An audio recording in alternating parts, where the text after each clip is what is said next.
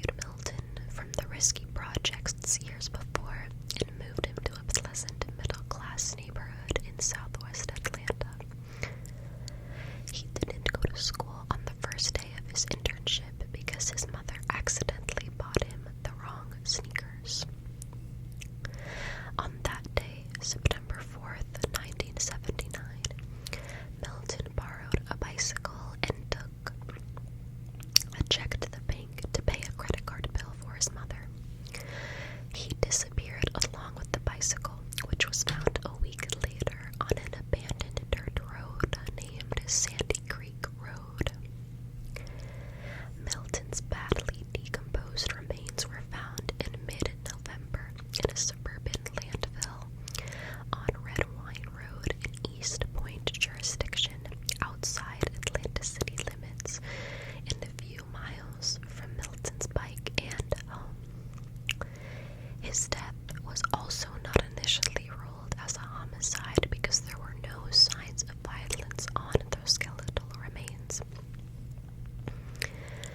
A few weeks before Milton's remains were found, but still when he was considered missing, Yousef Bell, a very talented 9-year-old, disappeared on his way to the store to buy a list of things for his neighbor. After buying these things, she thought that he had seen her get into a blue car with the man she believed to be the ex-husband of Yousef's wife, Camille. The police later denied that. Unlike the previous 3 cases, Yousef's disappearance received immediate attention as his mother, Camille, begged the supposed kidnapper to release her beloved son. The community rallied around her for emotional support as well. Camille's hopes were dashed when a school nurse left E.P. Johnson Elementary School and found Yousef on November 8th. His body was wedged into a concrete hole in the floor. He was strangled to death either by hand or with a rope. He was also barefoot when he disappeared and was still barefoot when he was found. But the soles of his feet were cleaned. This incident finally caught the attention of the wider community. Yousef's funeral was a big event. City officials, leaders, and politicians of all races gathered to offer condolences to Camille and mourn the tragic death of her son. Mayor Jackson promised a thorough investigation, but none of the 4 murders were considered to be connected. Just random acts of violence that just so happened in the poor African American neighborhoods. Camille Bell and her friends didn't buy the story and realized that these unalivings were not typical. They continued to express dissatisfaction with the efforts of the police and city government, which they saw as too distant from their black neighborhoods. Along with this vocal contempt, the fear that the killings were racist and that the KKK were behind it quickly spread. In March 1990, the unalivings continued. On March 4th, 1980, a 12-year-old Angel Lenair finished her homework and left her apartment in southwest Atlanta. When she didn't come home to watch her favorite TV show, her mother, Venus Taylor, called the police. As Angel approached puberty, her mother became increasingly worried. Their home was near Port McPherson, and the men became interested in Angel. Venus Taylor's worst fears were confirmed on March 10th, 1980, when police found Angel's body tied to a tree, an electrical cord around her neck, and underwear that did not belong to her stuffed in her mouth.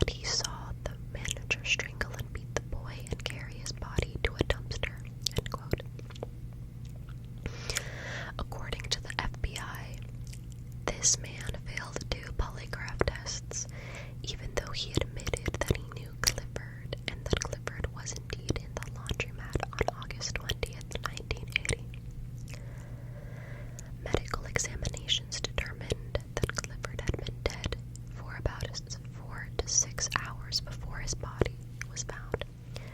However, the authorities did not charge this man with anything because they found out that the witness that had described the man hurting Clifford Jones was mentally disabled and so was not reliable. In the early morning hours of Friday, May 22nd, 1981, on the James Jackson Parkway Bridge over the Chattahoochee River, where earlier bodies were found, 2 police officers were stationed on the bridge trying to monitor suspicious activity. Officer Freddie Jacobs was on the Fulton County side of the bridge. Officer Bob Campbell was stationed under the bridge on the north side. Officer Jacobs saw the headlights of a car approaching south across the bridge. At about the same time, Officer Campbell heard a car drive across the bridge as well. Campbell heard a splash in the water. This splash sent ripples around the world and marked the beginning of one of the most famous trials in Georgia history. According to Officer Jacobs, he saw the car's lights as it crossed the bridge and received a call a short time later from his colleague, Campbell, who told him that he heard the loud splash. Jacobs identified the slow-moving vehicle as a white 1970 Chevrolet station wagon. He watched as the vehicle drove across the bridge in Fulton County. The car turned and crossed another bridge that led to a liquor store. At the liquor store, veteran Atlanta police officer Carl Holden observed suspicious activity when he spotted the station wagon. He followed it as it crossed the bridge into Cobb County. According to Campbell, he definitely heard a loud splash, not unlike the sound some river animals make when they dive into the water. He also saw the car parked by the bridge when this was happening. The car then flashed its lights over the area where he heard the splash and saw the ripple. After all of this, they called the FBI, and an agent named Greg Gilliland was sent, who pulled over the car over half a mile from the bridge. Officer Holden continued to follow the car when it was pulled over. The driver of this vehicle was named Wayne Williams. Williams, almost 23 at the time, was a freelance photographer and a music promoter who said that he had traveled across the bridge to find the home of a potential client with whom he had an appointment a few hours later. He told the police that the woman's name was Cheryl Johnson and that she auditioned so he could promote her as a singer. However, the agents did not believe his story, especially when the phone number that Williams gave was wrong and the address did not exist. Williams did allow authorities to search his car. For more than an hour, Williams was asked what he was doing on the bridge and why he was even in the area. Several hours later, officers dragged the bridge around the Chattahoochee River but found no sign of a body. The next day, the police questioned Williams again and began to realize that they were dealing with an unusual man. Wayne Williams, born May 27th, 1958, was the only child of teachers Homer and Faye Williams. The Williams family lived in Dixie Hills, a neighborhood where many of the Atlanta's murder victims once lived or disappeared from. His parents loved him and used every single penny that they had to support his dreams and his business. From an early age, Williams dreamed of making it big in the broadcasting and entertainment industry.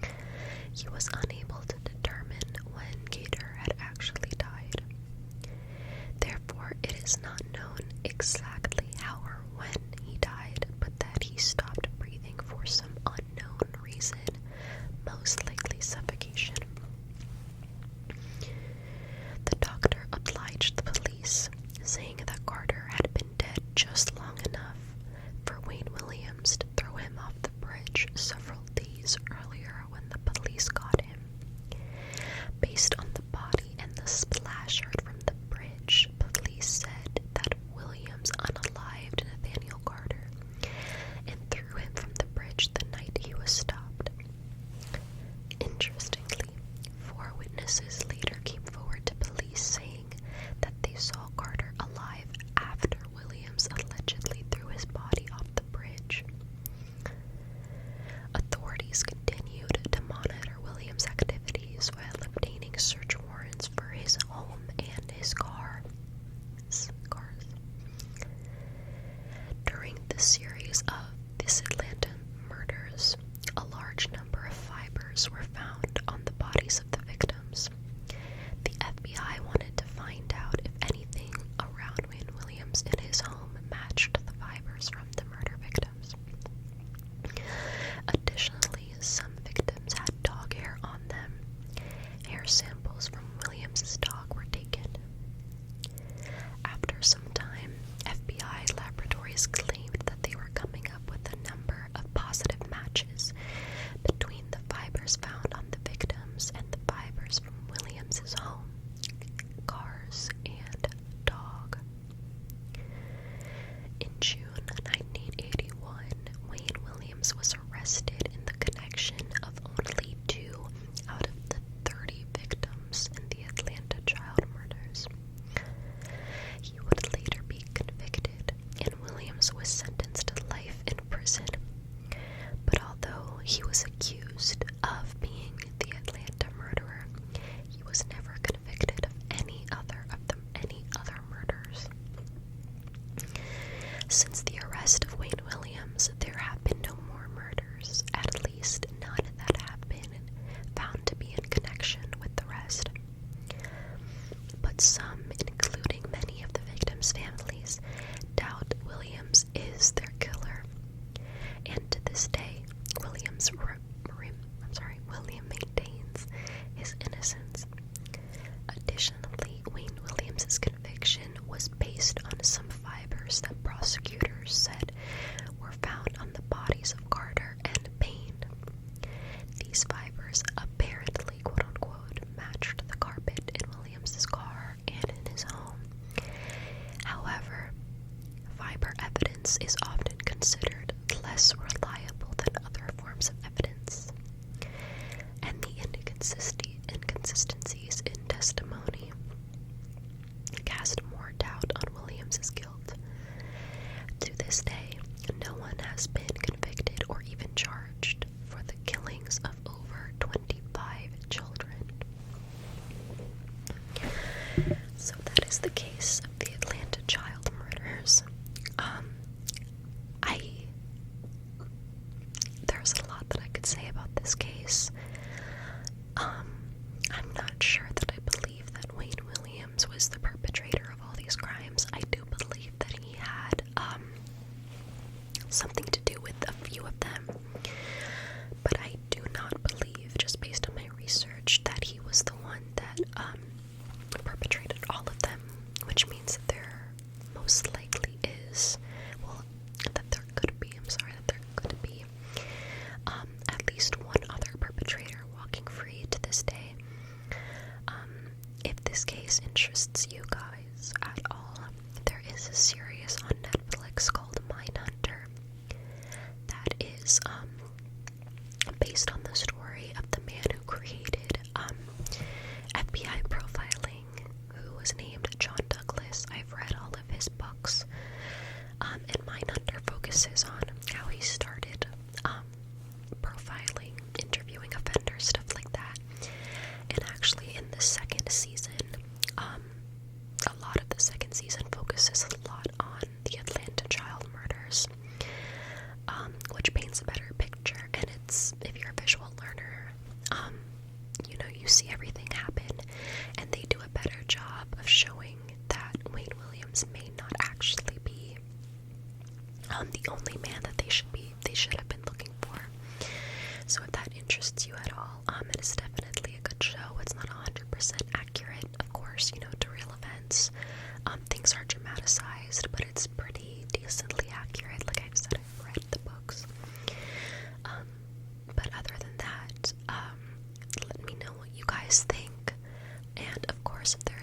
voice.